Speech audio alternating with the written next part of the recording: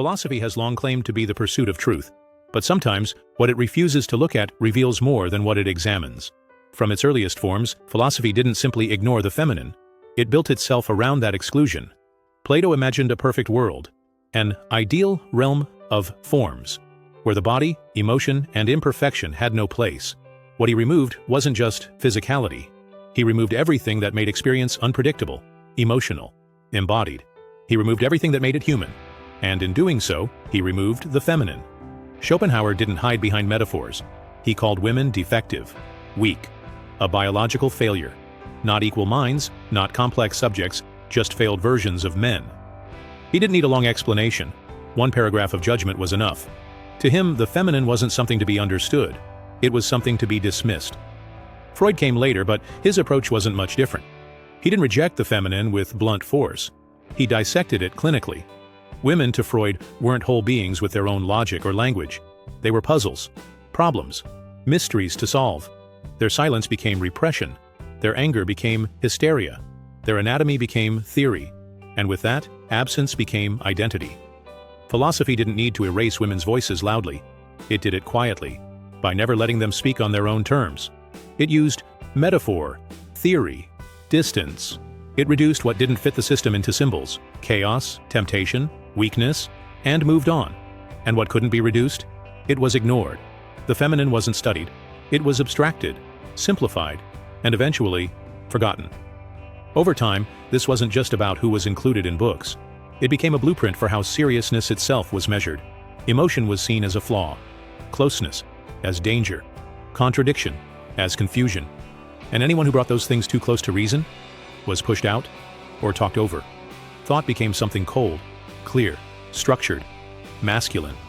And the more detached a philosopher sounded, the more credible he became. This tone seeped into the world far beyond the classroom.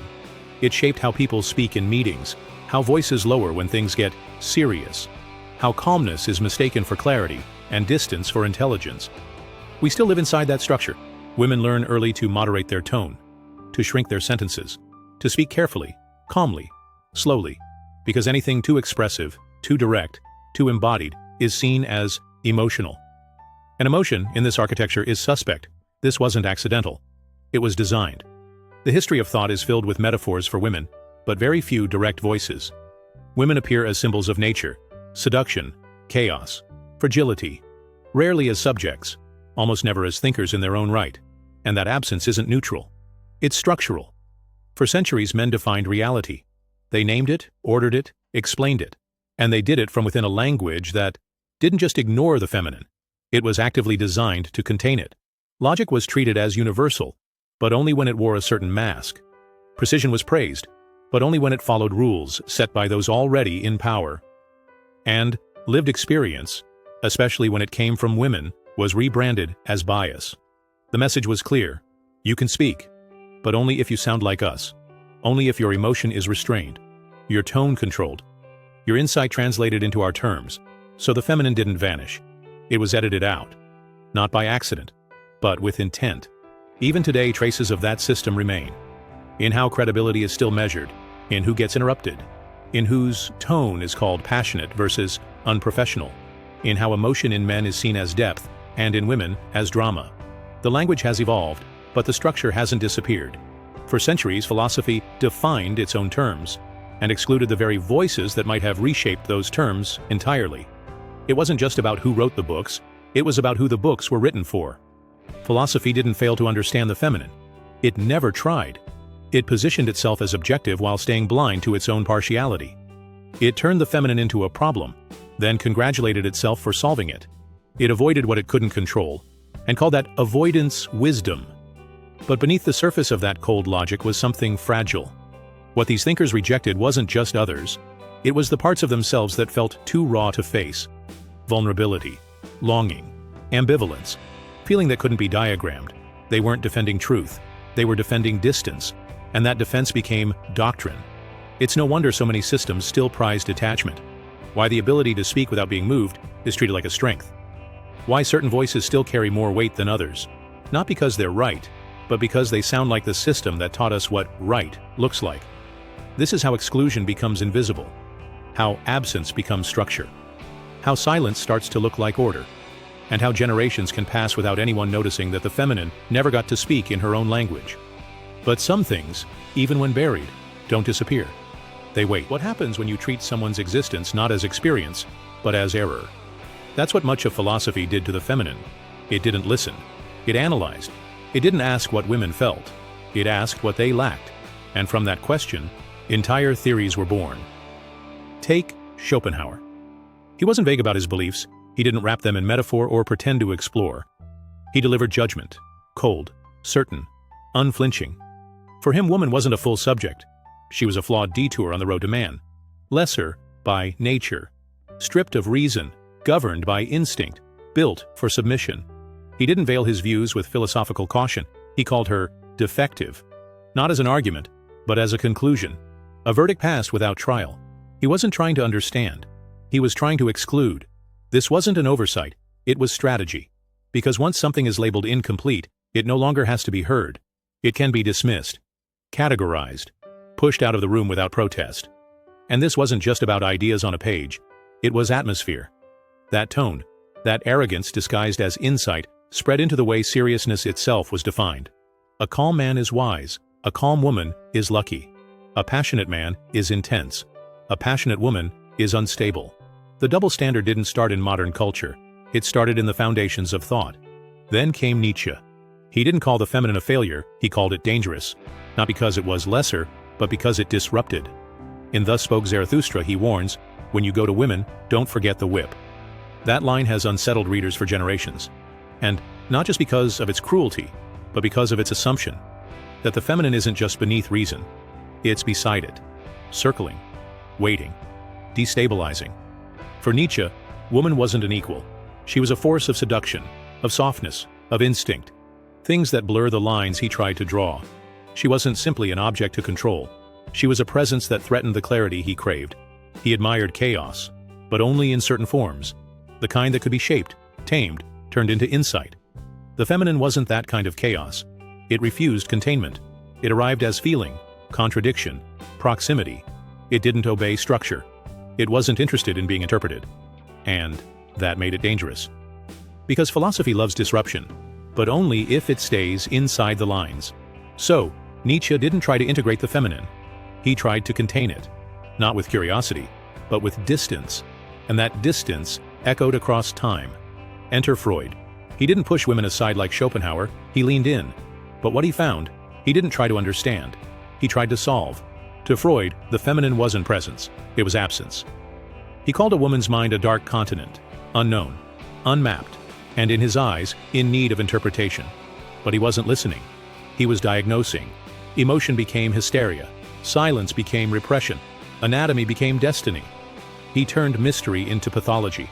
He named the feminine not through what it expressed, but through what it lacked. From that idea, he built a model of identity rooted in absence. You weren't a full being. You were missing something, a symbol of lack, not presence. This wasn't just bad science. It was structural violence, a way of defining a group without asking them who they were. And it stuck. You still see the residue in how female discomfort is labeled as sensitivity, how boundaries are seen as avoidance, how a woman's emotions are framed as instability rather than insight. The theory changed. The frame didn't. Freud wasn't trying to erase the feminine, but, in his search to define it, he drained it of its voice. He replaced her with a diagram, a theory, a chart of absences and reactions. He didn't ask what she felt, he asked what she lacked. And when she didn't answer, in the language he understood, he filled in the blanks with analysis. Her silence didn't mean mystery. It meant she was speaking in a language he refused to learn. That's the through line. Schopenhauer, Nietzsche, Freud. They didn't reject the feminine because it was weak. They rejected it because it couldn't be controlled.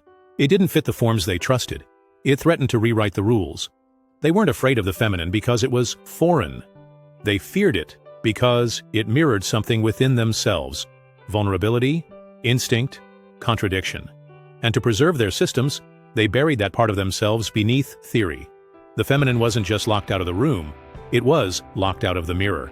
Because if they had acknowledged it, not just in women, but in themselves, they would have had to rebuild their entire approach to truth. But that would have required something philosophy has always struggled with: proximity, being close enough to feel, to be affected, to question what you think you know. That's not how they worked. They preferred control. They preferred abstraction. And in doing so, they turned the feminine into a shadow. Not an equal, not a force, just an absence, an error. And yet, what's cast as shadow never stays quiet. It waits, not to be rescued, but to return in a different form. And that's where Jung stepped in.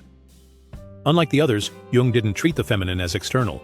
He saw it as internal, as the anima, an essential part of the male psyche, often distorted or suppressed.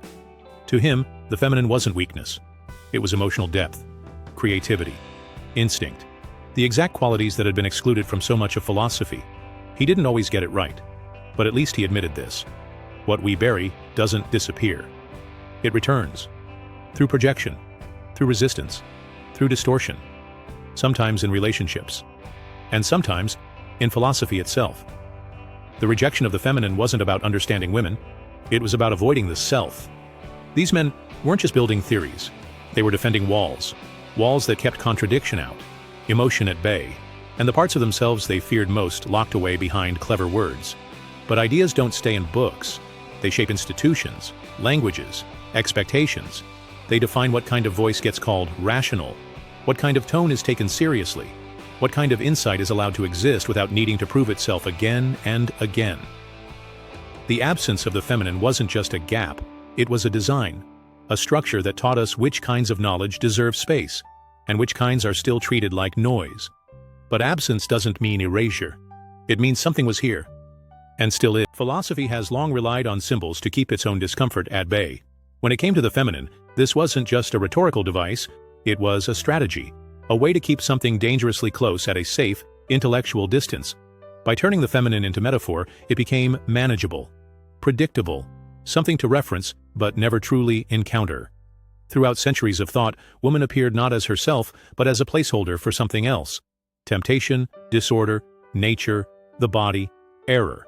She was not given a voice but assigned a role. The seductress, the irrational, the beautiful distraction, the soft force that needed to be disciplined or decoded. Her presence was seen as destabilizing, not because of what she said, but because of what she represented. And the easiest way to control that presence was to abstract it, until it no longer had a pulse. Philosophers didn't ignore the feminine. They aestheticized it. They transformed it into allegory, silhouette, symbol, removing her from context and filling her with function. Plato cast her as the bodily distraction from the ideal. Schopenhauer used her as the example of weakness. Nietzsche saw her as the dangerous force that must be kept in check. Freud mapped her absence. In each case, the feminine was included, but only in terms defined by men. This wasn't ignorance. It was erasure disguised as reverence. Because once the feminine became symbol, it was easier to manage, easier to write about than to listen to, and easier to assign meaning to than to receive it from her directly. This move from presence to abstraction allowed philosophers to keep their frameworks clean. No need to wrestle with contradictions. No need to sit with something that wouldn't fit into the system. When the feminine was turned into an idea, she stopped being a person. She stopped asking questions back. You still see echoes of this today, in conversations where people describe women more often than they quote them, in how certain expressions are called feminine energy or emotional nature, as if these are traits to be categorized rather than voices to be heard. The legacy of this symbolic distancing runs deep. It turns people into patterns. It reduces complexity into classification. And in doing so, it allows discomfort to remain abstract, never personal, never disruptive enough to rearrange the thinker. But here's the thing. What philosophy avoided wasn't femininity as a category. It was the presence of a consciousness it couldn't predict. A voice that refused to speak in the language it had already approved. And so it flattened her, intellectually, emotionally, linguistically, until she could be spoken about without needing to speak back. That's how control works. Not through censorship, but through framework. Not by silencing directly, but by predefining the terms of the conversation. And the impact of that framework extended far beyond the page. Over time, it shaped the rules of discourse itself. What kinds of voices sound credible? What tones signify seriousness? What forms of argument count as knowledge? A calm, abstract, detached tone came to symbolize authority. A passionate, emotionally infused embodied voice became suspect. Rationality became coded as masculine. Emotion became coded as feminine. And so to be heard, many women had to code switch, dimming their language, filtering their tone, curating their presence. The masculine voice wasn't just louder, it was structurally embedded as the neutral point of reference, and anything else had to orbit around it, justify itself against it, or translate itself into its terms. Even now, you see this in how often emotional clarity is dismissed as instability, how vulnerability is still framed as weakness, how embodied knowledge is viewed as anecdotal. It's not that these ideas are said aloud. It's that they're practiced in academic institutions, in boardrooms, in everyday conversations. The rule isn't written, but it's followed. What philosophy practiced at the structural level is what society performs at the cultural level, turning disruption into deficiency. This is why symbolic inclusion is never enough, because inclusion without transformation simply reinforces the old order with new faces. To really center the feminine would mean shifting the terms of what counts as insight, what counts as knowing, what kinds of voices are allowed to define the terms of thought itself. That's why thinkers like Simone de Beauvoir, Luce Irigaray, and Julia Kristeva didn't just ask for inclusion. They exposed the blueprint. They didn't want to be folded gently into the old systems. They wanted to reveal what those systems had been doing all along, masking power as objectivity, exclusion as clarity, simplification as logic. Beauvoir made it explicit. Woman had been defined only in relation to man, as the other, the secondary, the deviation from the norm. Irigaray turned her attention to language itself, showing how even grammar betrayed hierarchy, how meaning was shaped by gender before the sentence even finished forming. Kristeva highlighted how what was repressed doesn't vanish. It lingers. It leaks. It finds new forms of entry. Through literature, through emotion, through breakdown. None of them entered quietly, and none of them aimed to fix the system. They wanted to show that the system had been incomplete all along. The shift they brought wasn't decorative, it was structural. And once the structure is cracked, the performance of objectivity begins to tremble. The voices once considered emotional, chaotic, secondary, began to speak not only with force, but with fluency. And suddenly the philosophical center could no longer pretend it hadn't heard. The feminine, once treated as background noise, became the mirror. Not a mystery to be solved, but a presence that demanded new terms entirely. She wasn't there to decorate the conversation. She was there to reshape it. And that, more than anything else, is what challenged philosophy the most. Not her metaphor, not her symbol, but her presence, her clarity, her refusal to disappear quietly. For centuries, the feminine in philosophy was not just sidelined. It was curated, edited to fit the shape of systems that were never built to hold her. She was referenced, symbolized, admired, even feared, but rarely heard. And when she did appear, it was through the voice of someone else. Framed as object. Analyzed as symptom. Positioned as a question that had already been answered. The history of philosophy is filled with women, but not their thoughts, not their contradictions, not their language, just their outlines. She was made abstract, useful, a symbol of nature, of temptation, of disorder. The parts of her that didn't fit the dominant framework were not challenged. They were trimmed, rewritten, or silenced altogether. But silence doesn't erase presence, and symbols, no matter how elegantly constructed, cannot replace voice. You see it clearly when you look at the philosophers who tried to engage with the feminine directly. Not to understand it, but to contain it. Nietzsche didn't ignore the feminine. He treated it as a danger, a destabilizing force to be warned against. His infamous line, "Are you going to women? Do not forget the whip," wasn't just offensive. It was revealing. It showed a fear not of evil, but of disruption. Woman wasn't beneath man in his thought. She was beside him, unpredictable, ungraspable, capable of unraveling the clarity he craved. In his eyes, the feminine was chaos that wouldn't stay in its lane. Freud took a different approach. He didn't try to push the feminine away. He tried to dissect it. But in doing so, he collapsed her experience into theory, into diagrams, into absence.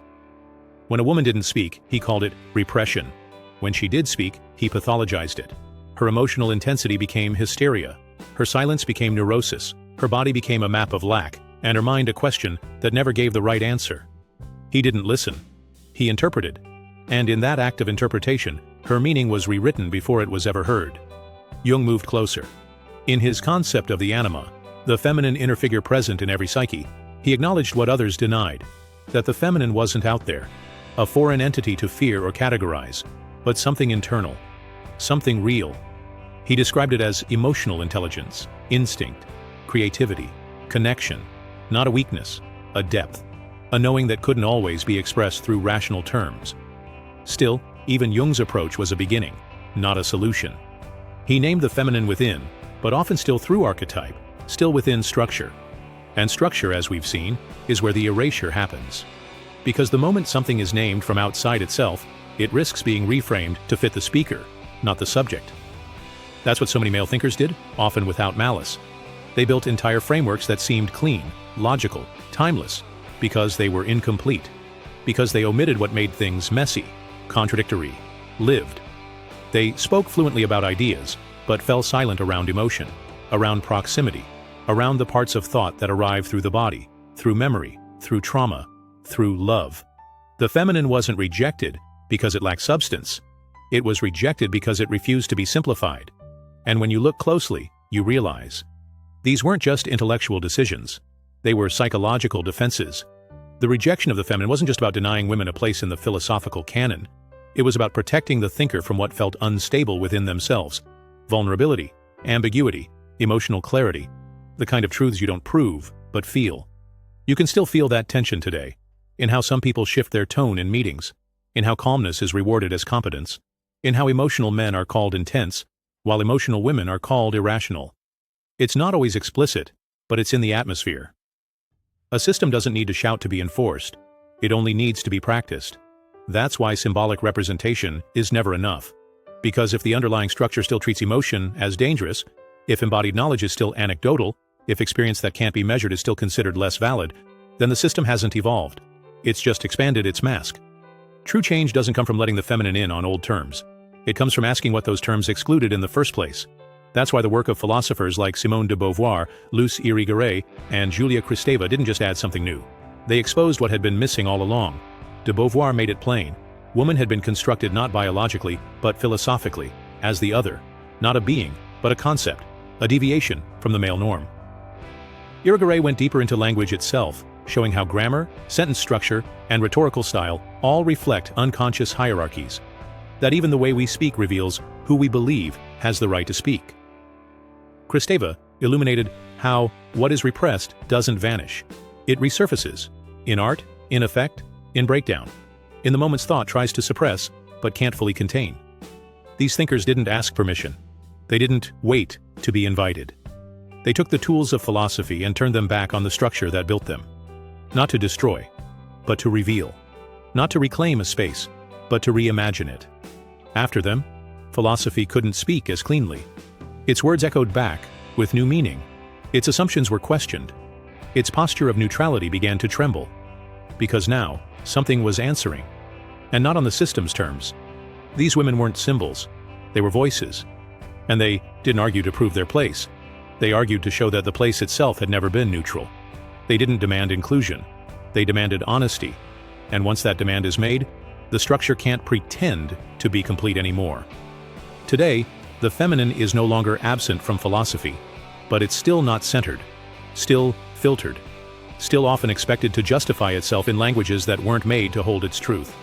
You see this in how emotion is still treated with suspicion, in how lived experience is called subjective, in how philosophical authority still favors abstraction over intimacy. But something has shifted. The library isn't silent because no one tried to speak.